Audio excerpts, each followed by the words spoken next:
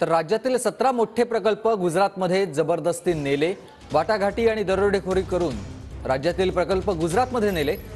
महाराष्ट्रातील पाणबुडी पर्यटन गुजरातमध्ये गेल्याच्या चर्चेवरून संजय राऊत यांनी हे आरोप केलेले आहेत। तर पाणबुडी प्रकल्प राज्याबाहेर जाणार नाही असा विश्वास मुख्यमंत्री एकनाथ शिंदेंनी व्यक्त केला आहे।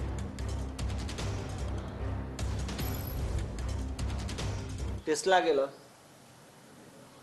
सिंधुदुर्गमधला पाणबुडी प्रकल्प गेला, सुरतला आमचा डायमंडचा हिरे बाजार गेला, त्याच्या आधी वेदांत गेला।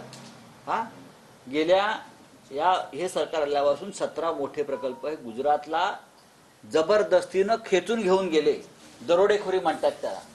मी सांगतोय, दरोडेखोरी जी असते ना, वाटमारी करणं, गुजरातसाठी जी केंद्र सरकारची वाटमारी सुरू आहे, त्या वाटमारी करणाऱ्यांना खरं म्हणजे दहशतवाद विरोधी गुन्ह्याखाली त्यांना गुन्हा दाखल, ही दहशत आहे। दहशतीने उद्योगपती नाही घेऊन चाललेले आहेत मुंबईतून।